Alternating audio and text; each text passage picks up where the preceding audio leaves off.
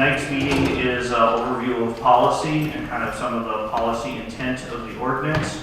On Tuesday, February 13th, the Board of Aldermen Land Use Committee held a joint meeting with the Planning Board to discuss the proposed zoning overhaul. Much was mentioned in the meeting, including how summer vision and neighborhood planning tie into the new zoning, why the city needs new zoning now, and key differences between the current proposal and the 2015 proposal. What we're intending to do is essentially create the rate of growth of summer vision and try to embed it as best we can into an ordinance. Proakis discussed additional specific changes to the zoning which would have larger impacts on the community. One of the changes would grant homeowners the right to make small alterations to their properties without needing city approval. We can basically do rear additions and dormers and things by right, and we can focus our zoning board attention on the bigger picture issues. The idea of by right additions raised concerns with multiple aldermen, as did the proposed idea of allowing accessory buildings. Also discussed was how the new zoning would categorize various districts. The proposed code would create a baseline district for areas where there has not been completed neighborhood planning. Once planning was complete,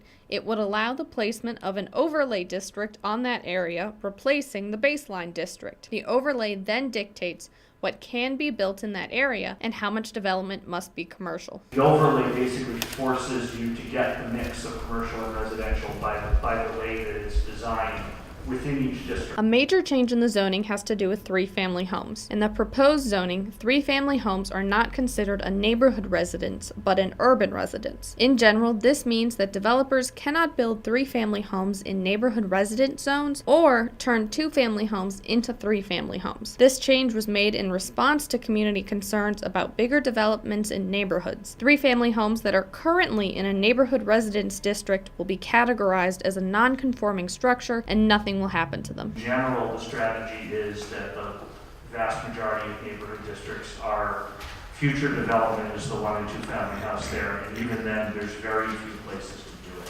One point that raised much discussion among the aldermen was the condition that says that the zoning does not apply to city property. There were concerns about why the city does not have to follow these rules. However, Proakis explained that it is common practice for cities to exempt themselves from zoning because not doing so can put a lot of risk on the development of city buildings. Sending a city building to a zoning board for a variance is incredibly risky.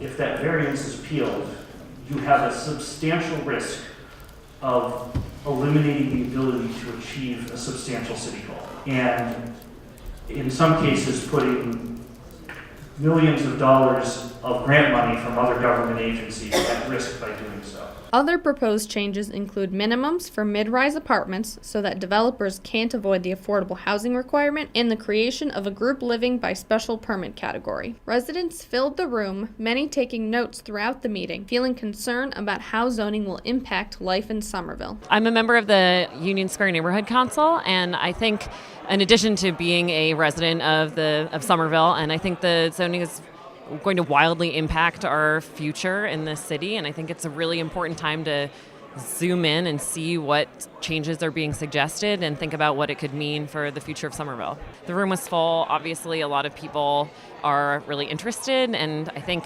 concerned about changes that might be happening. I was really happy to hear a lot of the aldermen and women speaking, kind of picking up on points that also caught my ears as needing a little more detail. Like residents, aldermen have concerns about aspects of the zoning, which they plan to discuss more going forward. I'm pleased that there was a good amount of members from the community here to hear firsthand what that was being presented to us. We haven't really dove deep into conversation and questions yet. That will start as we begin page by page, as the chair stated tonight, and that's his intent. And I look forward to that. That's where you'll hear some of the more really intense question and conversation. One of the questions I still have, which I had previous, was about the change in the parking requirements.